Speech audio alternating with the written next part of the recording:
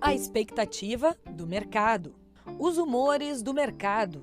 Mas afinal, quem é essa entidade tratada como personagem e que mexe com os destinos do mundo? Para entender um pouco melhor, vale ouvir quem nunca teve medo de lidar, de especular e de arriscar no mercado. Ele nasceu George Schwartz, na Budapeste de 1930, 9 anos antes do início da Segunda Guerra Mundial. Tinha 13 anos, em 44, quando o exército nazista ocupou a Hungria. Aos 18 anos, foi para Londres, onde, graças a uma bolsa de estudos, cursou filosofia na London School of Economics. O homem mundialmente conhecido como George Soros criou o fundo de investimento mais bem-sucedido da história. No dia 16 de setembro de 1992, se transformou no homem que quebrou o Banco da Inglaterra. Na chamada Quarta-feira Negra, o fundo de Soros apostou 10 bilhões de libras contra a moeda inglesa e impediu que a Inglaterra entrasse na zona do euro. Anos mais tarde, ele admitiu ter lucrado mais de 1 bilhão de libras só naquele dia. Chamado por muitos de mega especulador, Soros também acumula o papel de filantropo desde os anos 70. Financiou estudos de jovens negros na África do Sul do apartheid e, mais tarde, foi decisivo no apoio aos movimentos que precipitaram a queda do bloco comunista no leste europeu. Afastado do dia a dia do mercado financeiro desde o início do ano, George Soros esteve no Rio de Janeiro em abril para a reunião anual da fundação que criou, a Open Society, que está expandindo as atividades na América Latina. A Globo News foi o único canal de televisão que conversou com Soros durante essa visita. Mr. Soros, thank you for talking to Globo News. Well, I'll start asking you, why Brazil? Why did you pick this country to have your annual meeting, your foundation annual meeting? Yes, this is the meeting of the Global Board, which is the governing board of the foundation's activities all over the world. And the reason we came here is because we are expanding our activities in Latin America. We have appointed an advisory board of Latin Americans who will guide us on our activities in Latin America. And we have, the purpose of this meeting here is to bring us together and to formulate that strategy. With your foundation that, if I'm not mistaken, started exactly to increase transparency in the world and in East Europe and all. Is that one of the reasons why you're coming to Brazil, the scandals, the corruption we are seeing this past year? No, that's coincidental. This is something that's more long-lasting. We are now developing a strategy for the foundation that will continue beyond my lifetime. So we are sort of reorganizing the foundation, institutionalizing the foundation so that it will outlive me. Originally, I was going to spend all my money during my lifetime, but we decided that that's too selfish, that there are going to be needs for the foundation to continue. And the most important need, I think, is to continue supporting civil society, to hold governments and people in power responsible and accountable for how they use their power, which is delegated to them from the people. We've seen Petrobras, we've seen the government, we've seen businessmen involved in donations to the party or to that were illegal. Some of these people are arrested, some are still being investigated. Does that give you a sense of something is being done or a negative feeling about this country, about Brazil? I think to some extent is due to the fact that in the last 15 years or so, Brazil has developed some independent institutions that are watching the public interest. And you also have a very lively media that are with investigative journalism. These are all positive institutional developments, and they reveal corruption, which probably before was hidden. So the fact that it has come to the surface is, in my opinion, actually a step forward, because it means that people are aware of it, they object to it, and I hope some better arrangements will come. We also have a big problem with violence. I know that some people from your team have been at BOPE yesterday, the Special Operations Police. We have a big fight for many years against traffic, against drugs. Sometimes it looks like it's getting better. Other times, like the past month, violence looks like it's increasing again. What is your view? What countries that have this problem so strongly? Yeah. What should we do? Drug policy has been central for one of the issues that we started attacking 25 years ago. And I think we are making progress, and actually Latin America is leading the way because we recognize that addiction is an insoluble problem, but it's basically a public health problem. And treating addicts as criminals makes it more difficult to deal with the problem of addiction. So we have to distinguish between drug users who are victims and drug dealers who are exploiting them. And because of the fact that they are often treated as criminals, it's easier to exploit them. And I think the Global Commission on Drugs has made some real advances in convincing the public that this is the right approach. Some years ago, we had a Brazilian businessman, oil and gas businessman, Ike Batista. I don't know if you heard of him. Yeah. At number 8 at Forbes billionaire list, saying he wanted, promising he was going to be at number 1 sometime soon. That didn't happen. And I was wondering, what do you think about that? And the competition, when you see Warren Buffett, when you see Bill Gates, is that important? The competition is important to achieve more? Generally speaking, competition is a good thing, but it shouldn't be overdone, because you also need cooperation, particularly when the financial markets have been globalized. Globalization spread like wildfire, because globalization allowed individuals, capitalists,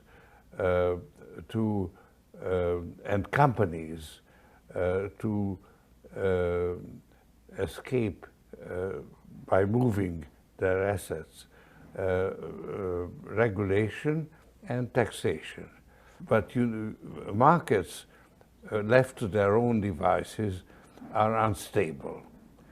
The lack of taxation, of course, makes the rich richer, and the difference between rich and poor wider. So to correct those deficiencies, you do need international cooperation. And that is very difficult, because regulation and taxation are matters of the national states. and sovereignty. You have globalization, but the globalization of regulation has not caught up with the globalization of markets.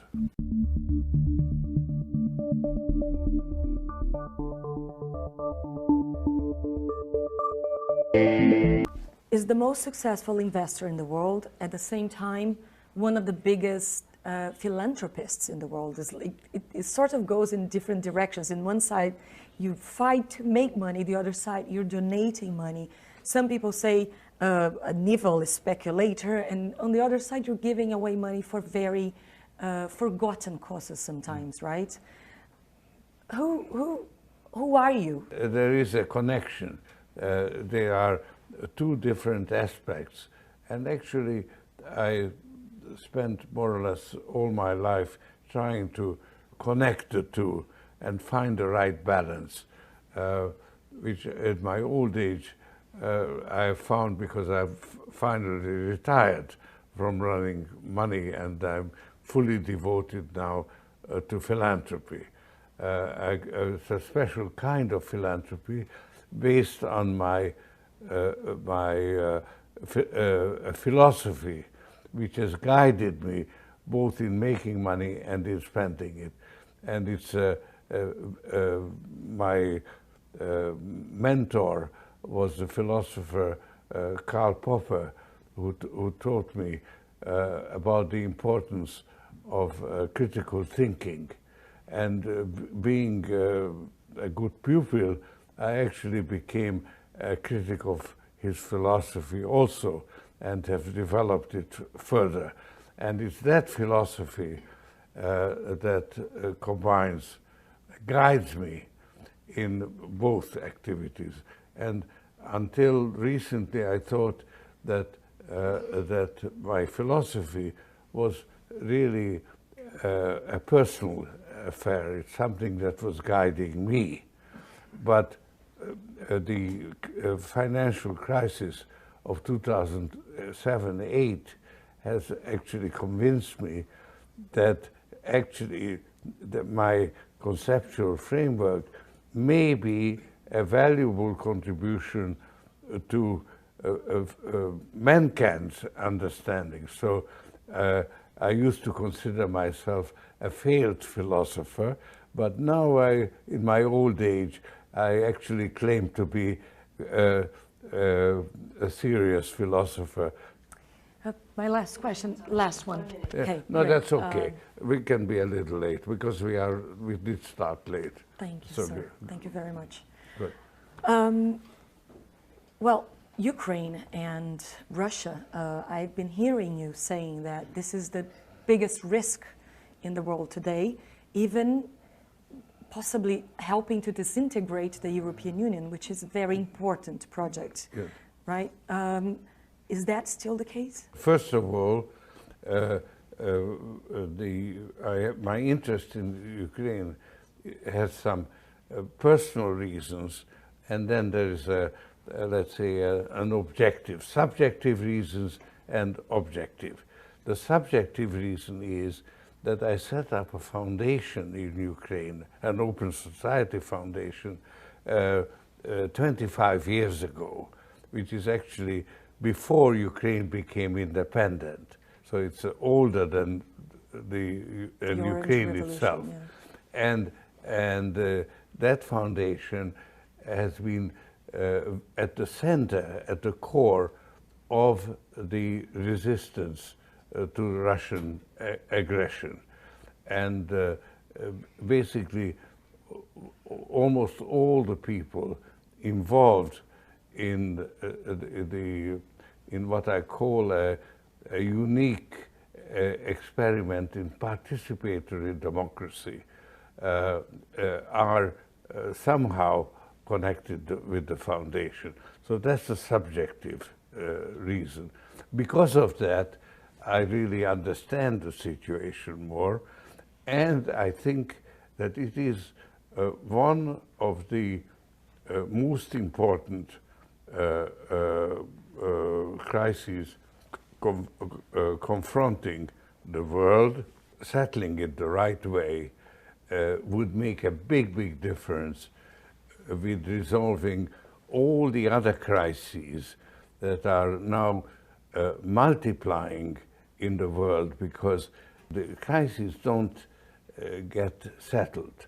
They grow, they multiply. So in this sense, a possible disintegration or an integration that is not as strong of the European Union is bad news. That would be very serious, because the European Union was the most, in a way, the most advanced form of international cooperation on in Europe, which is, after all, a number of sovereign states that have a common history, common background, similar values. Common currency.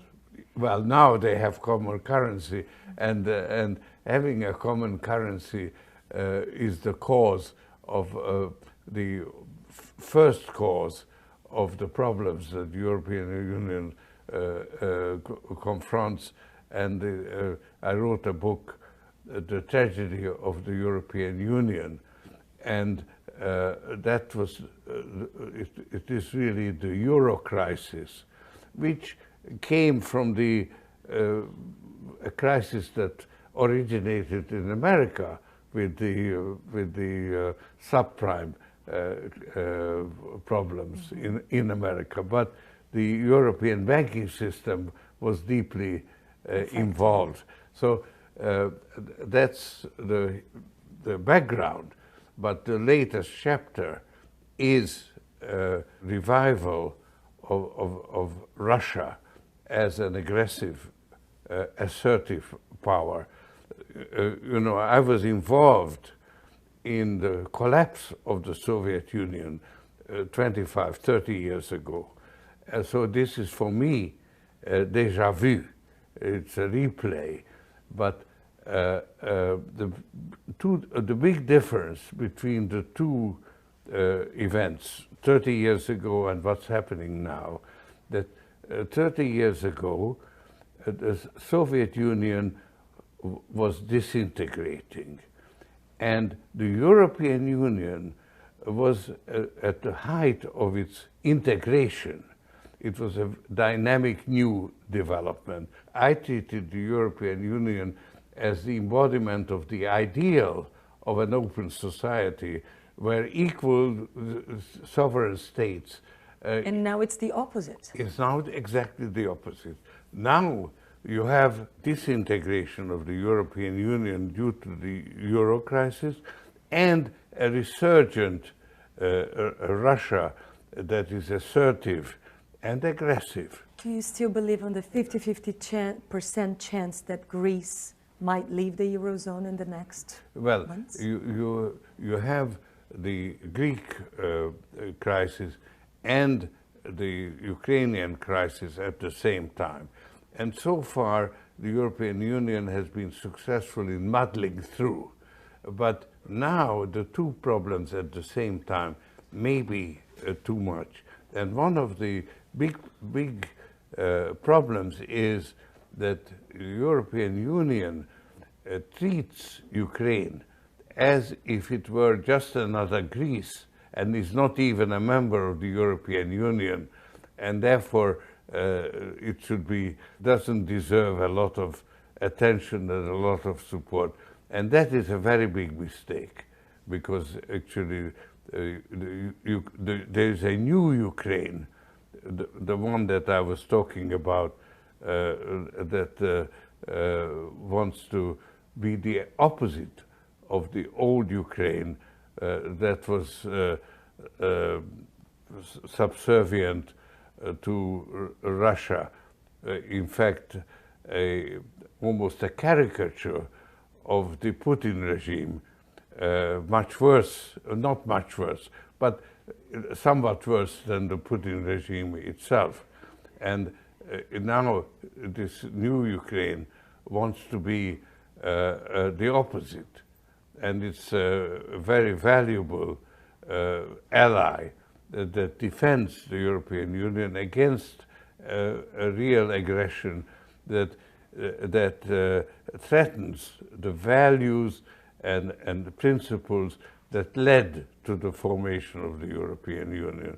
So that is really the Ukrainian issue, and the threat from Russia is the biggest problem that is not sufficiently taken seriously and understood by the people or the leadership of the European Union. Mr. Soros, thank you very much. Pleasure. Good. I'm sorry. Okay. Sir, can I just ask you, for my curiosity, while I take this off, how does it feel to make £1 billion in one day? Does it feel good? It's with you. Hold on a second. You get used to it. Do you? Thank you very much, sir. Enjoy Brazil.